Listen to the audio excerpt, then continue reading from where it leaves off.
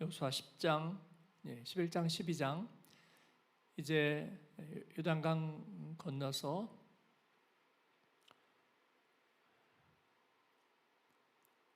여리고성을 지나고 아이성을 지나고 그리고 가나안 땅을 정복해 가는 과정에서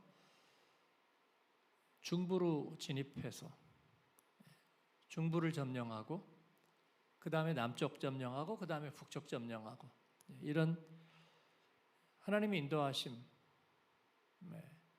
그 전략을 따라서 그들은 가게 됩니다. 지도를 한번 보시면요,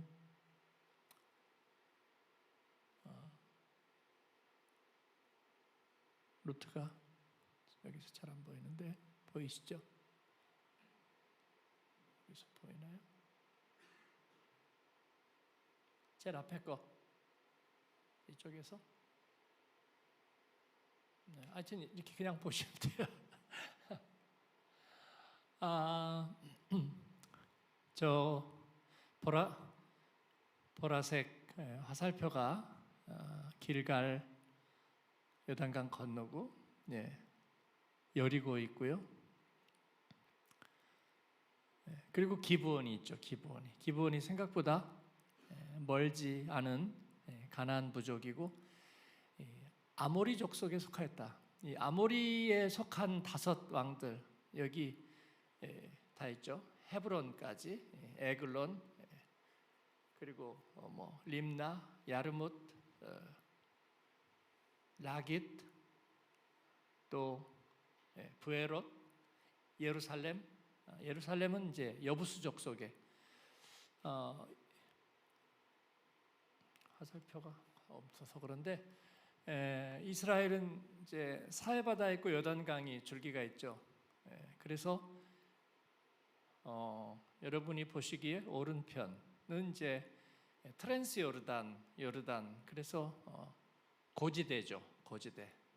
그래서 이 트랜스 요르단은 항상 경계를 나타냅니다. 약속의 땅에 경계의 의미가 있고요. 그 다음에 지중해 있고 지중해의 그 평야, 저지대에 낮은 평야가 있고 그 다음에 이 등고선이 이렇게 표현되어 있는 이쪽이 산지죠. 산지. 지금 이스라엘이 들어온 데는 산지입니다. 유대 산지.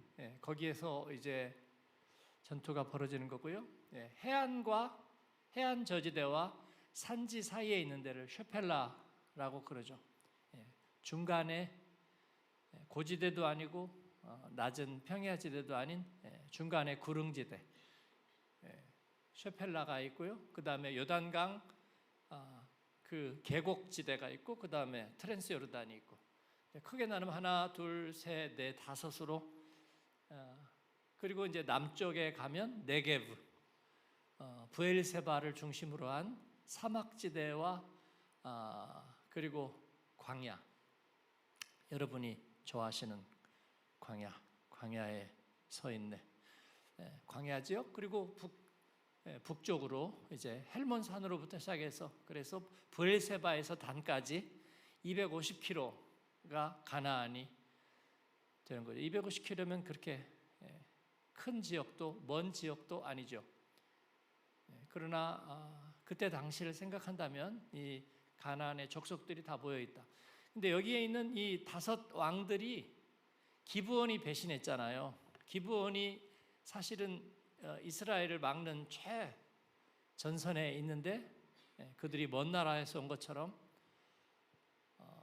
가장하고 제일 먼저 그들이 진멸되는 것을 두려워해서 이스라엘과 여호수아와 화친을 맺고 하나님이 그것을 승인해 주는, 그죠? 그래서 이 5 왕들이 기브온을 먼저 쳐서 항상 그렇죠. 배신자를 처단함으로써 적에게 경고를 내리는 그 일을 하려고 하는데 기브온이 그래서 이제 그 생각 안 했을 리 없죠.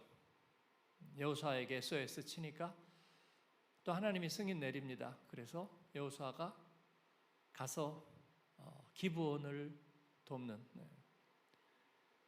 어제의 말씀이 그 치열한 싸움, 그러나 사실은 하나님이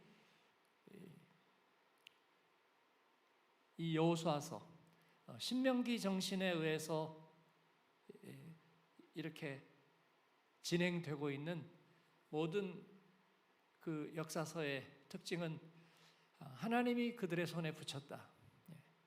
하나님이 싸우신다. 그래서 그들이 이제 5 왕들이 동맹을 맺고 대항하는데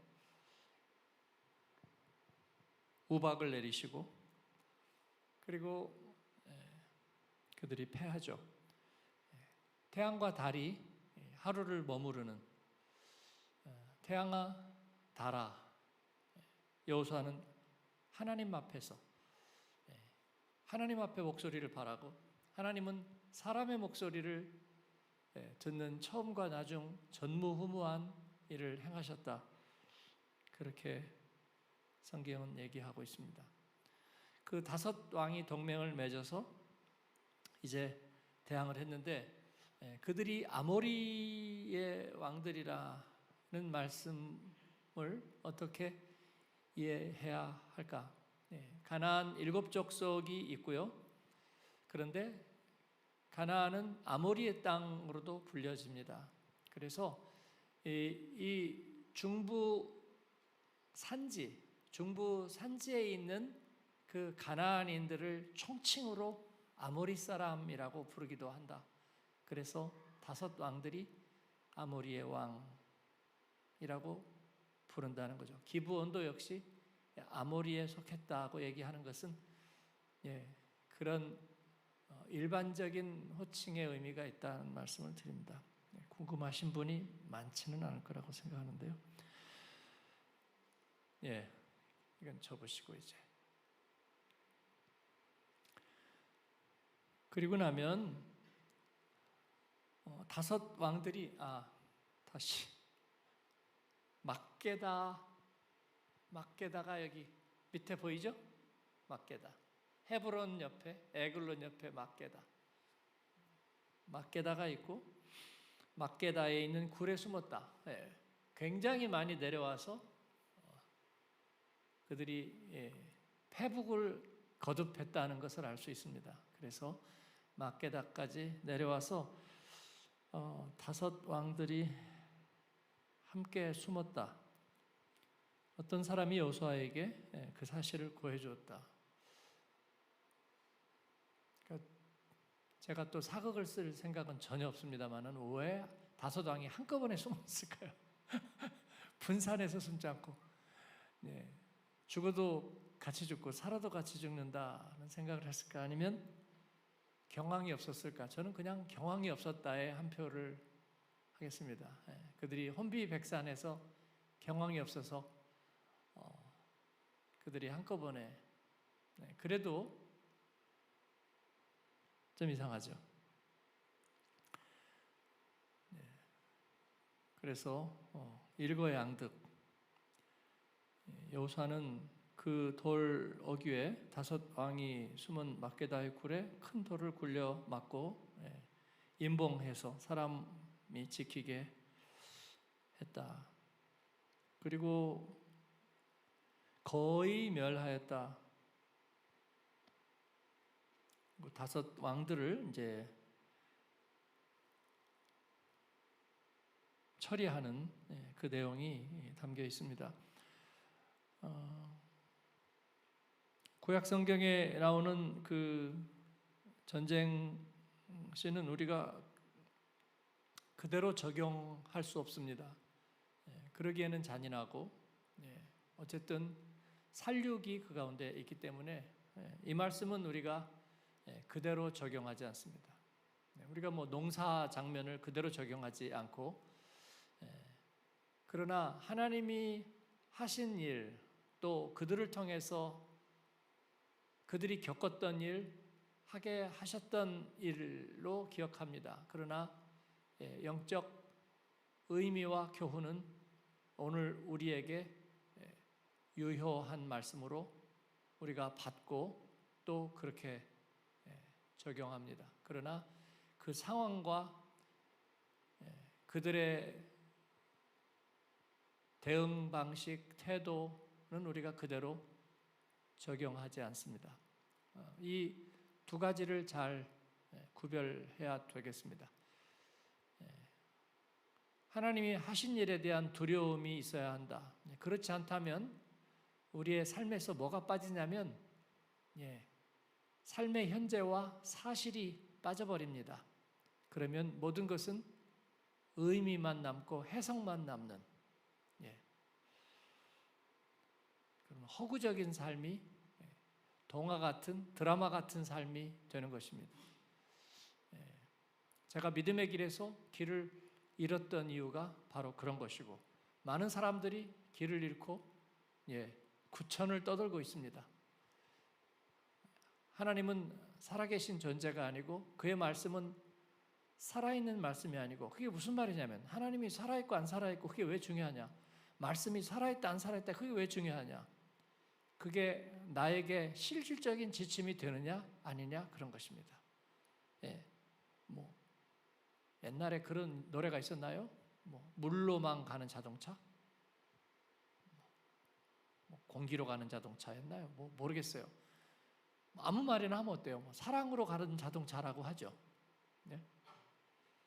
근데 우리는 그런 자동차를 탈 수는 없습니다. 연료로 가는 자동차라야 됩니다. 그런데 우리가 믿음과 하나님 가지고는 아무 얘기나 까부르는 것이죠. 하나님 앞에 엄청난 대가를 치를 줄 알고 이제 목회자의 길을 시작했는데 가보니까 다 말로 까부르고 있었습니다. 모든 것은 의미의 문제고 해석의 문제고 그랬다 치고 그런 말로 까부르는 얘기였어요. 얼마나 재밌어요. 그러나 저는 재미 하나도 없었습니다. 그럴 생각은 없었거든요.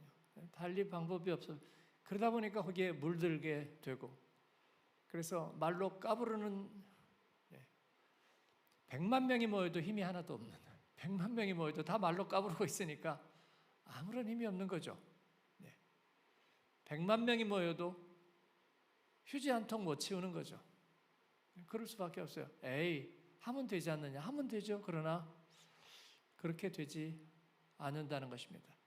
그래서 믿는다는 것은 하나님이 천지를 창조하셨거나 말거나 별로 차이가 없는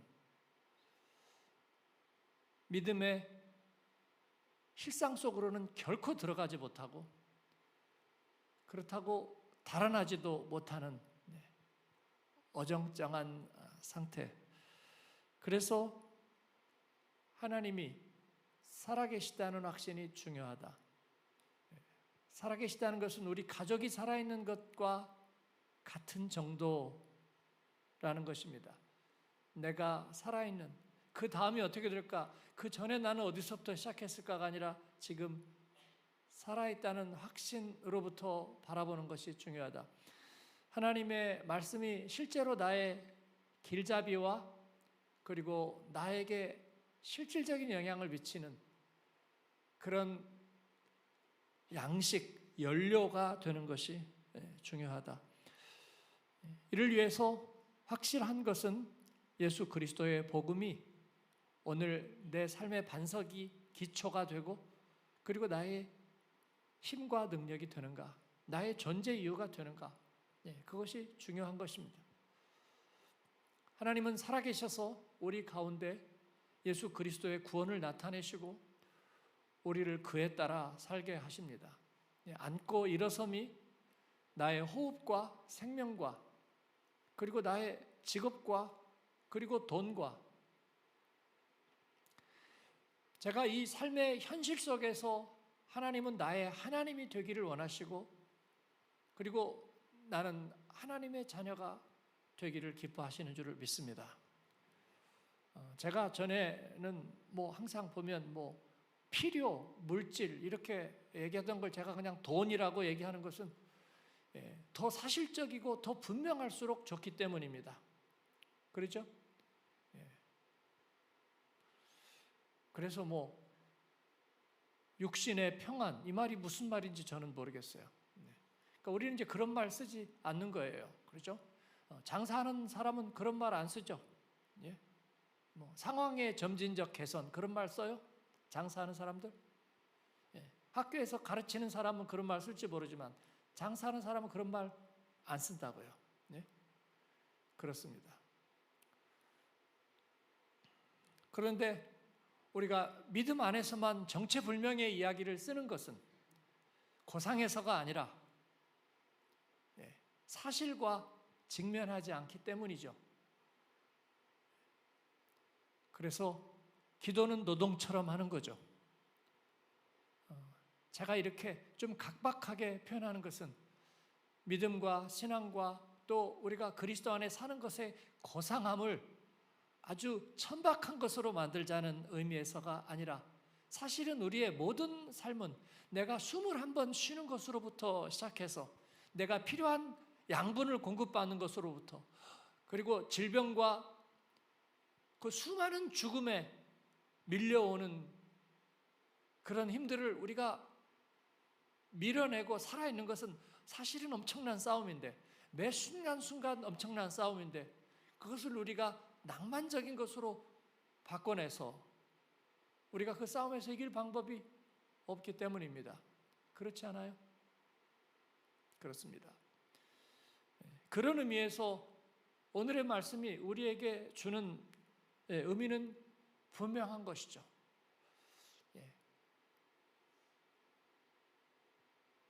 여인의 후손 예수 그리스도는 뱀의 머리를 밟으십니다. 동물의 왕국을 보면 더 나은, 더 힘이 센 종이 그 아래 종을 이렇게 포식을 할 때 보면 반드시 목을 뭅니다. 본능적으로 알아요. 그래서 목을 무는 거예요. 숨이 끊어지지 않더라도 목을 노린다고 할 때 가장 큰 공포를 누리게 되는 겁니다. 그래서 오늘 말씀에도 여호수아가 그 5 왕들을 막게다 굴에서 막아놨다가 그 다음에 열고 자기의 지휘관들에게 가서 그 왕들의 목을 발로 눌러 보라고 그래요. 결정적인 숨통을 누르는 것입니다. 그래서 그들에게 마음의 항복을 받아내고 그리고 그들을 처단하는 모습을 보입니다. 영적 싸움에서 우리가 죄에 대해서 날마다 조금씩 적당히 나아지도록 노력하는 여러분 영적 싸움에서 그런 것은 없습니다. 물리치든지 아니면은 점령당하든지입니다. 우리의 육체의 질병도 그렇습니다. 물론 질병을 안고서 골골 계속 투병과 같은 삶을 살아가는 경우도 있습니다. 고통스럽잖아요. 제가 대상포진 예방주사를 이번 주에 월요일 날 맞았는데 며칠 동안을 그 몸살 기운에서 예방주사가 굉장하더라고요. 한국에서도 보면 그 몸살 기운이 오래 간다고. 한 달 반 전에 하나 맞고 그 다음에 이제 맞았습니다. 근데 이게 굉장히 많이 심한 질병이로구나. 왜냐하면 예방접종은 그걸 약간 줄여서 맞는 거잖아요. 항체가 생길 수 있도록. 제 친구 아버님 목사님이 원로 목사님이셨는데 은퇴를 하시고 대상포진에 걸리셨는데 낫지를 않는 거예요. 이게 얼마나 아픈데 그걸 10년 이상 끌다가 돌아가셨어요. 극복하지 못하셨어요. 대상포진 걸리면 엄청 아프다고 하는데 그 아픈 상태를 10년 이상을 끄셨어요. 낫지가 않아서. 그래서 대상포진이 나이 들어 걸리는 게 아니고 우리 교인들도 보니까 40대에 많이 걸려요. 근데 이제 그때는 나으니까 그래도 예방주사들 맞으시기를 축복합니다. 예, 맞으세요. 뭐 보험이 안 된다고 그러는데 뭐 그래도 그렇게 비싸지 않으니까 맞으시는 게 좋겠다 생각해요. 제가 드리고 싶은 말씀은 완전히 해결되지 않은 채 안에서 끌고 가는 거 이거 좋은 거 아니에요.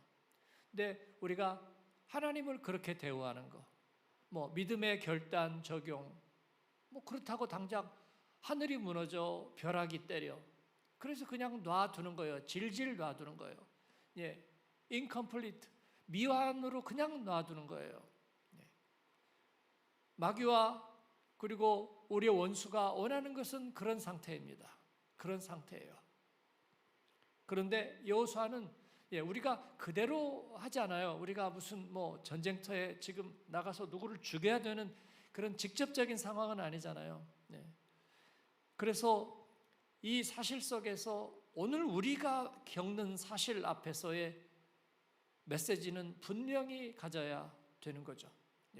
원수의 목을 밟아야 되는 거죠. 그것이 우리 안에서 나쁜 습관이건 아니면 불의하고 부정적인 생각이건 죄에 속한 마음이건 목을 밟아야지만 우리는 자유할 수가 있는 것입니다. 그렇지 않고 그냥 놔둬요. 그냥 놔두고 함께 동거하게. 여호수아 이후에는 어때요? 이스라엘 백성들이 점령되지 않은 그들을 그냥 놔두고 그 모든 그들이 화근이 되었습니다. 그들은 블레셋을 이기지 못할 겁니다. 미디안을 이기지 못해요. 사사시대에 삼손 잠깐 그리고 기드온 잠깐 이기지만 그들은 결국은 이기지 못하죠. 왜냐하면 완전히 진멸하지 않았기 때문이에요. 그래서 하나님과 돈을 같이 사랑할 수는 없습니다. 줄을 세워야 돼요. 우선순위로 분명하게. 우선순위란 어떤 상황이 되면 우선순위에 있는 그가 모든 걸 차지하고 나머지는 설 자리를 하나도 만들어주지 않는 거예요. 그러면 나머지 다 없어지느냐? 없어지지 않죠. 우선순위대로 이루어지는 거죠. 경쟁하고 두 사이에서 왔다 갔다.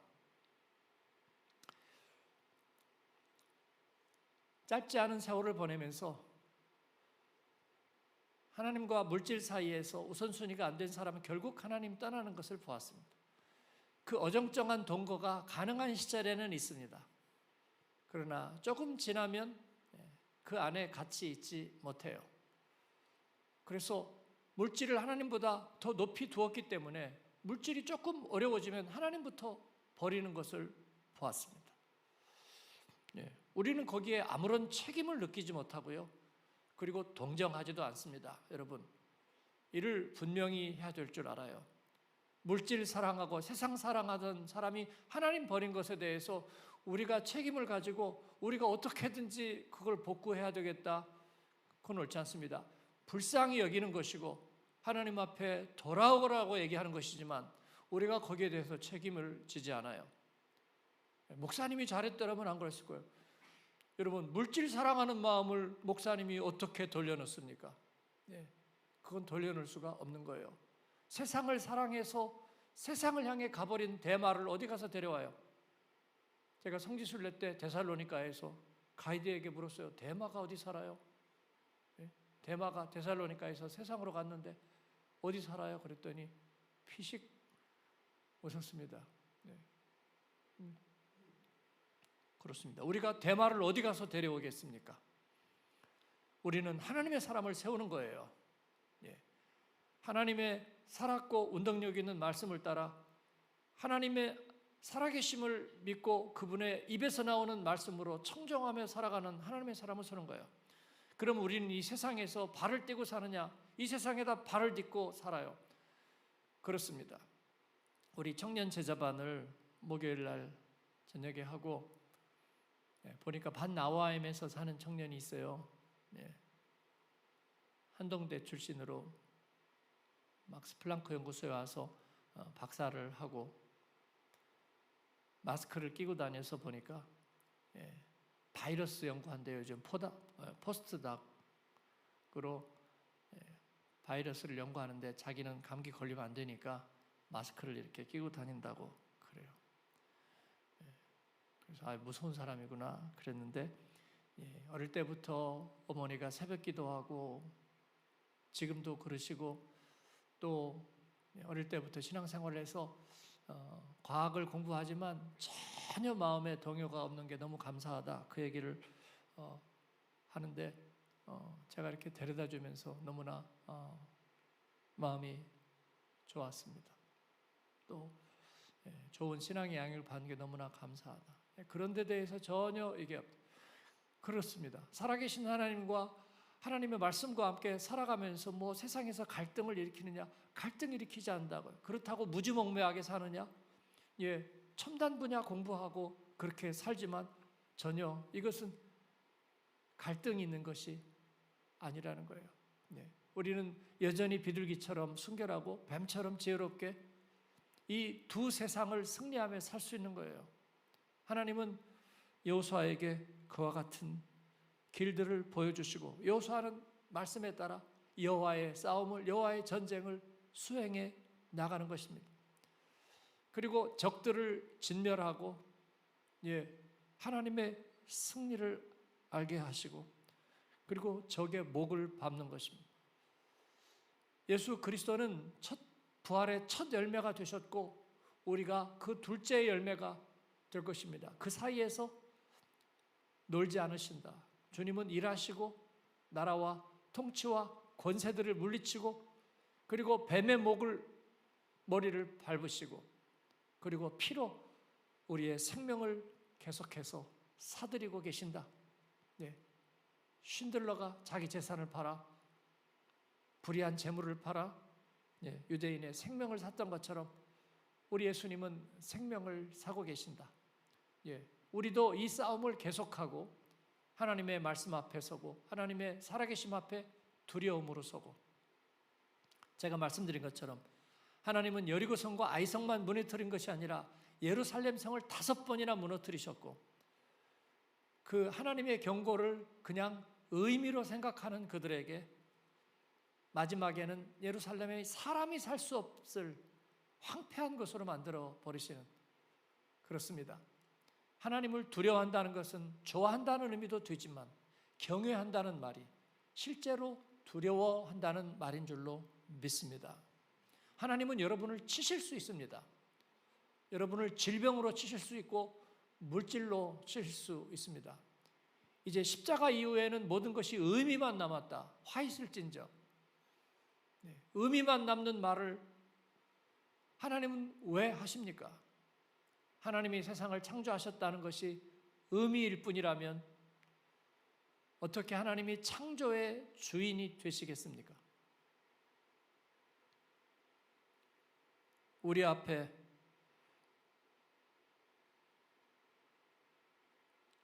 아모리의 5 왕이 나타나지 않는다고 그래서 우리는 다른 세상을 살고 있는 것이 아닙니다. 알레고리적으로 이 5 왕은 오늘 우리의 삶에서 뭐다, 그렇게 얘기하고 싶지는 않습니다. 그러나 그 가운데 살아계신 하나님은 아브라함과 이삭과 야곱에게 나타났던 하나님은 여전히 동일하신 하나님. 그래서 하나님이 나는 아브라함과 이삭과 야곱의 하나님이다. 그것은 어쩌라고요? 그들의 이름이 붙어있는 하나님이다. 그런 이야기가 아니라 그때도 있었고 그때도 있었고 그때도 있었고 지금도 있는 하나님이라, 그런 이야기죠. 예수 그리스도는 어제나 오늘이나 동일하시니라. 그렇습니다. 저주의 십자가를 우리의 구원으로 바꾸신 예수 그리스도는 오늘 내 안에 살아계시고 여러분 안에 살아계신 줄로 믿습니다. 그런데 교회를 무슨 전통기관으로 삼고 오늘날 교회가 이래요 저래요 말하는 이들에게 화 있을진저, 거기에 살아계신 하나님이라는 없다는 생각을 가지고 있는 것입니다. 사람의 모임일 뿐이고, 그리고 사람들이 회빈해서 이런저런 일을 하고 있는 인간의 제도와 기관이라고 생각하는 하고 있는 거예요. 그리고 그 안에 있는 사람들도 그런 생각을 하는 사람들이 많다는 것입니다. 두려워하지 않는 거죠. 예배를 준비하고 예배를 드리고, 그리고 예배 안에 있으면서도 하나님의 살아계심에 대해서 느끼지 못하고, 그리고 사모하지 않고, 그렇다고 생각하지조차 않는 그들에게 화 있을진저 하나님이 이를 기뻐하지 않으실 것입니다. 하나님이 오늘 우리에게 자비와 긍휼을 베푸지 않으신다면 우리도 역시 이방인이고 하나님 나라의 걸림돌이 됩니다. 제일 먼저 걸림돌을 치우고 그리고 성벽을 파회해야 될 것입니다. 그런데 우리가 마치 예수님을 믿어주고 하나님께 호의를 베푸는 것처럼 생각하는, 성경을 시로 만들고 믿음을 이야기로 만드는 우리의 옛사람, 그 하나님을 만홀히 여겼던 그 죄인의 태도에 화 있을진저, 그런 것입니다. 방법은 간단하고 쉽습니다. 하나님을 살아있는 우리의 하나님으로 모시기, 그렇게 여기기, 그의 말씀을 우리들의 삶에 살아있는 원리로 분명하게 대우하고 모시기, 주님의 말씀에 말씀대로 이루어지이다, 그리고 나아가는 것. 그 하나님은 우리에게 불의한 명령을 내리지 않으실 겁니다. 우리를 모순에 처하지 않게 하실 것입니다. 우리를 부조리 하지 않게 하실 것입니다. 하나님은 무한한 긍휼로 진노 중에도 긍휼을 잊지 않으시고, 또 내 주와 맺은 언약은 영불변하시니 그 나라가 가기까지 주님께서는 그 약속을 온전하게 이루실 것입니다.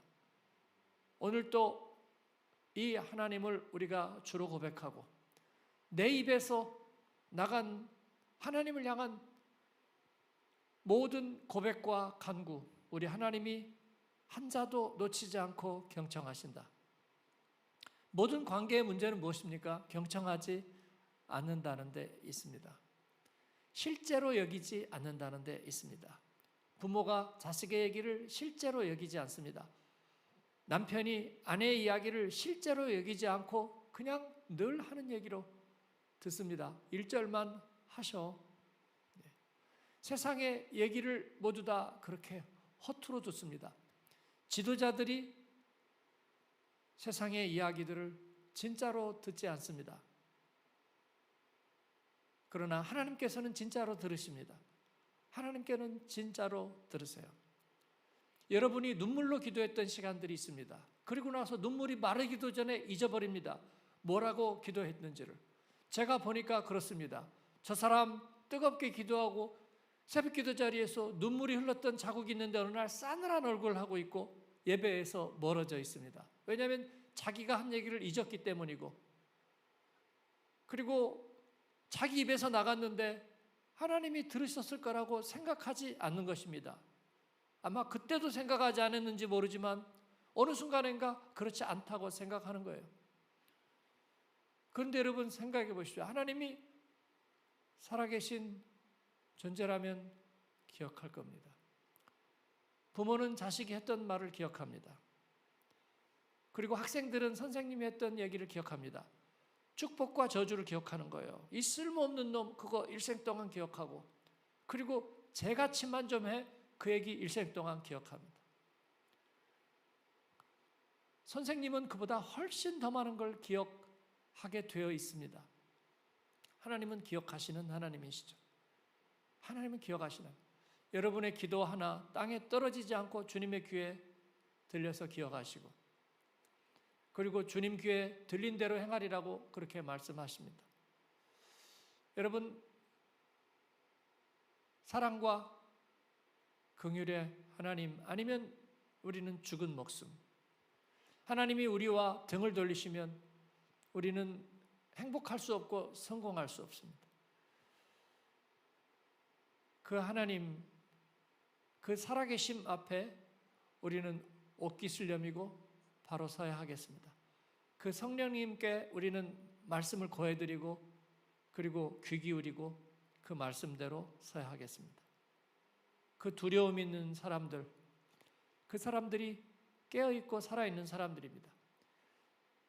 소돔성을 멸망하지 않도록 견인하는 바로 그 10명의 살아있고 깨어있는 사람들, 그들을 세우는 게 우리의 목적이고 우리의 자녀들에게 그렇게 알게 하는 것입니다.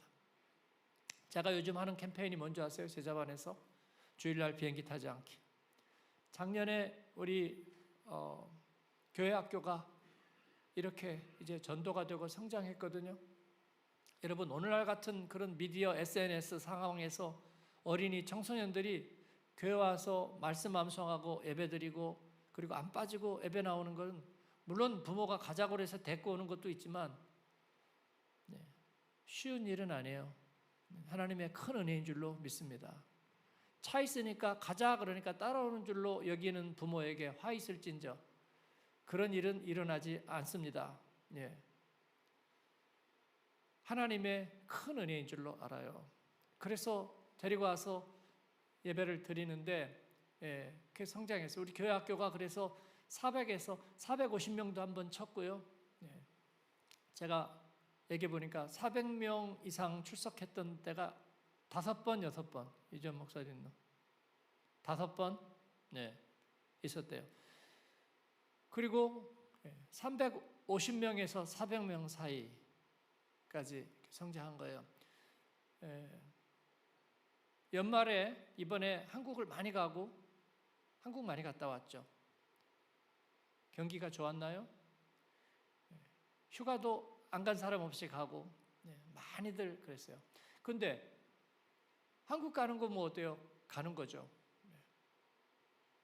회사에서 비행기 값 대주면 가고 안 대줘도 가고 그리고 또 연말이 되니까 가고 그 다음에 휴가도 가고 이렇게 가는 거 좋아요. 갔다 오는데 뭐가 없어졌죠? 학생들이 출석률이 떨어져 있어요. 한 20% 정도는. 그 중에서 적어도 10% 이상, 20% 사이는 사라진 것 같아요. 즉 예배에서 멀어졌다는 거예요. 멀어졌다는 거. 왜 멀어졌느냐? 이유는 다 있죠. 뭐 한국 갔다 왔고요. 뭐 감기가 있어서 감기 기운이 있어서요. 좀 아팠고요. 그렇습니다. 그런데 그 아이를 제가 한번 우리가 CCTV에 갖고 따라가 볼게요. 감기 기운이 있고 그런데 그 축구 클럽이 있어요. 갔을까요? 안 갔을까요? 갔을까요? 안 갔을까요? 갔다는데 저는 한 80% 손들겠습니다. 그죠? 제일 좋아하는 거 맛있는 거 뭐 좋아할 거예요? 스테이크? 맥도날드?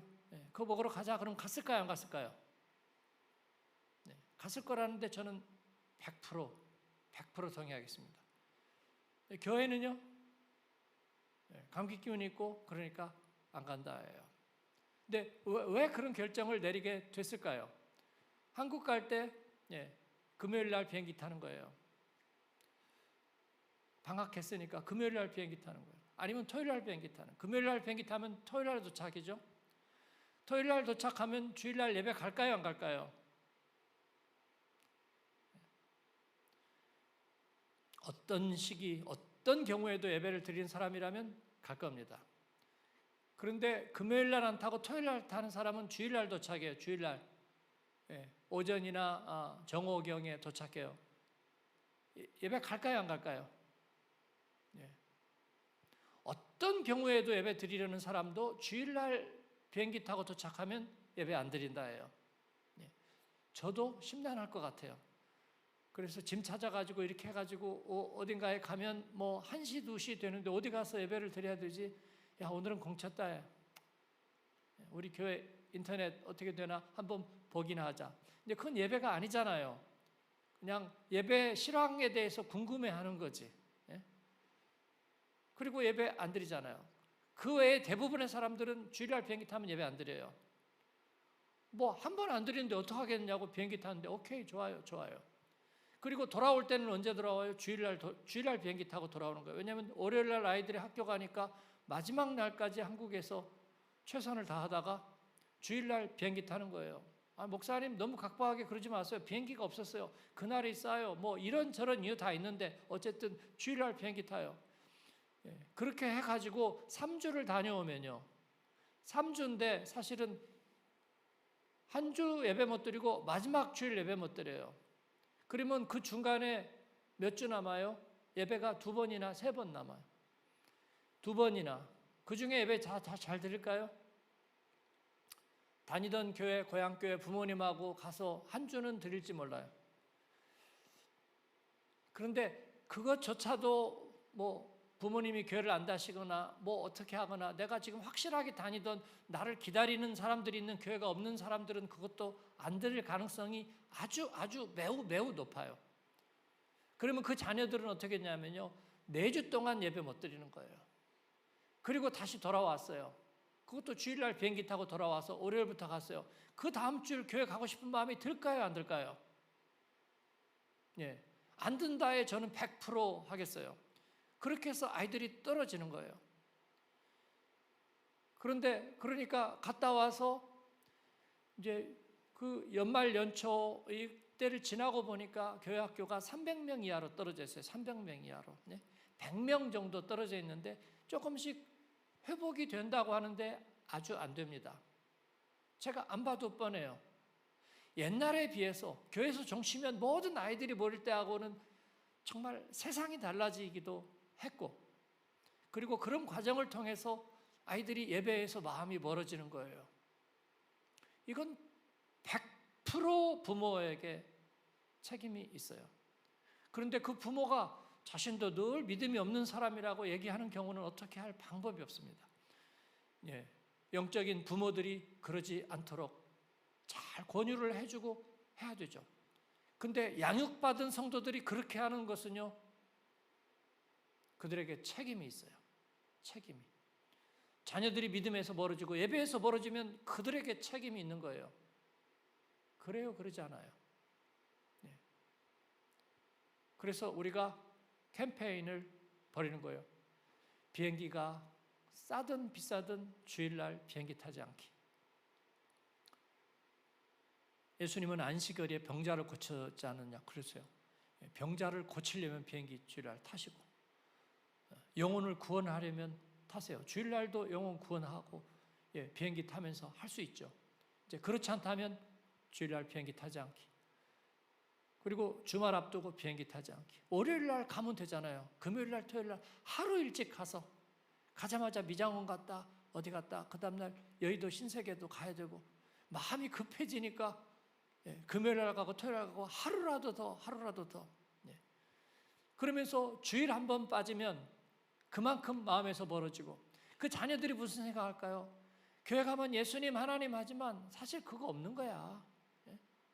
교회가 좋으니까 가는 건데 더 좋은 게 있으니까 거기 갔다 오니까 그 다음에는 갈등 생기고, 그래서 마음에서 멀어지는 거예요. 그래서 어느 순간인가 아이들의 마음속에 하나님은 허구가 되고 하나님의 말씀은 불편한 진실이 되는 거예요.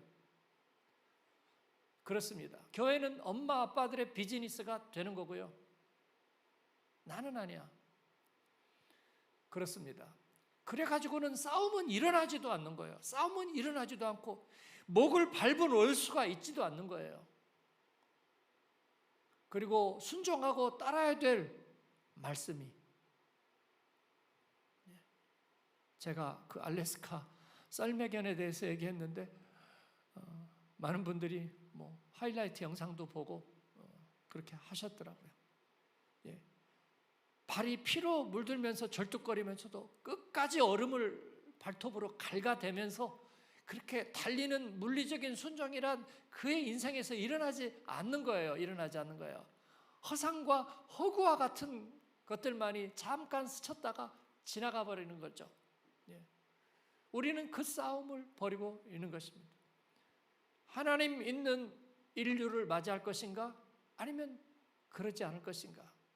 무슨 사멸되었다는 공룡의 이야기처럼 우리가 예수 그리스도를 주로 섬기는 믿음이 그럴 것인가? 아니면 그들의 인생에 하나님 없는 빙하기와 같은 인생을 살게 할 것인가? 여러분, 이것은 아주 작은 데로부터 시작되는 거, 아주 작은 데로부터. 주일날 비행기 타지 않기를 축원합니다. 목사님이 나를 힘들게 해서 나 삐졌어요. 어떡하나요? 삐지시거나 아니거나 그러지 않기를 바랍니다. 하나님을 온전하게 대우하고 예배를 살아서 준비하고 하나님 앞에 서는 저와 여러분 되기를 바랍니다. 그런 이들을 통해서 하나님은 이 싸움을 계속하실 것입니다.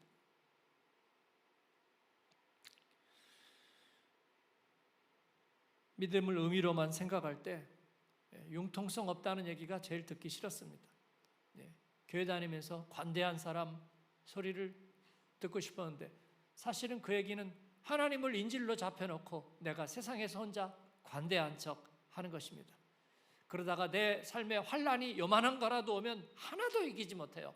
하나도 이기지 못하고 벌벌 떨면서 하나님에 대해서만 관대한 척하는 이 절반의 신앙을 어떻게 하겠습니까? 하나님 우리에게 담대한 믿음을 주시고 하나님의 말씀을 사실로 여기고 하나님을 살아계신 하나님으로 대우하며 그렇게 살아가는 은혜를 베풀어 주옵소서. 우리의 자식들이 그 모습을 보면서 살아있는 하나님을 제대로 대우하고, 제가 대구에 있을 때 우리 교회 최정근 집사님인데 그 권사님이 최정근 권사님 아니에요? 네, 우리 아내는 기억을 못한대. 네.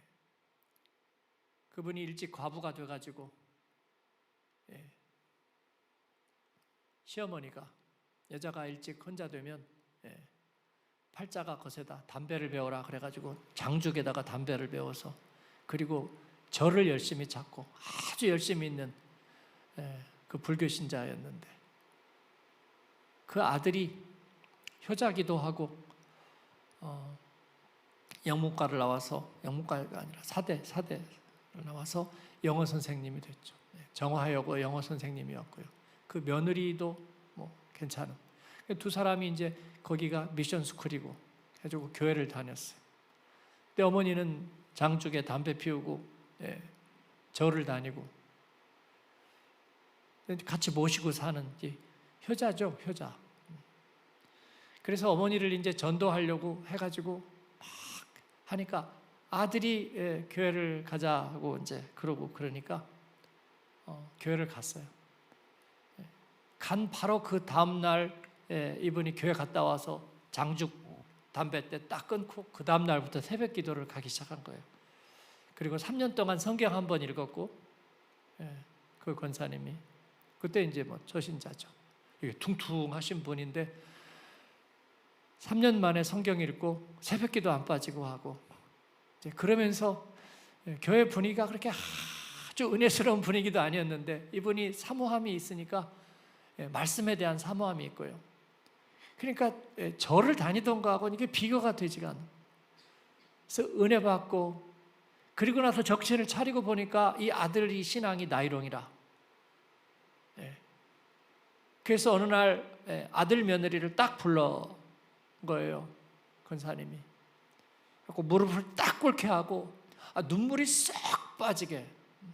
내가 일찍 남편을 잃고 과수가 돼서 과부가 돼서 니들을 키우고 그러면서도 내가 의지할 곳이 없어서 담배에 의지하고 그리고 절 다니는 것을 낙으로 삼고 그러다가 내가 교회 가보니까 그 모든 것이 다 가짜고 진리 말씀은 여기 있는지라 내가 그래서 하나님의 말씀 앞에 하고 이제야 인생을 내가 바로 보고 바로 사는데 그리고 정신이 들고 보니까 니놈들이 나이롱 신앙이라 교회도 허투루 다니고 신앙도 제대로 못하고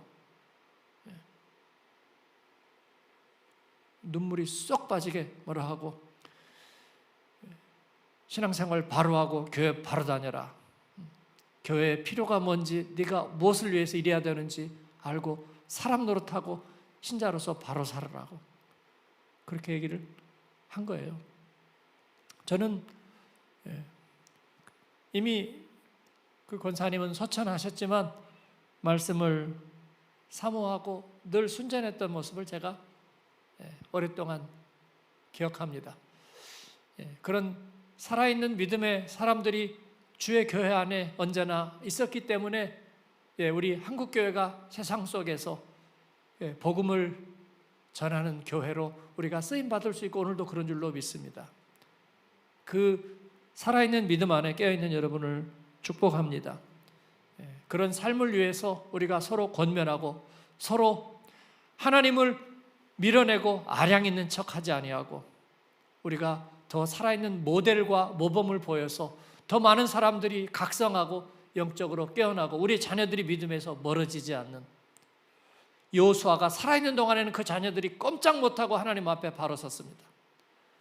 그리고 여호수아가 죽은 다음에는 사람들의 마음이 풀어지기 시작했던 것들을 보잖아요. 우리 살아있는 동안 어림도 없습니다. 하나님, 그렇게 주님과 동행하는 여러분 되기를 축원합니다. 아멘.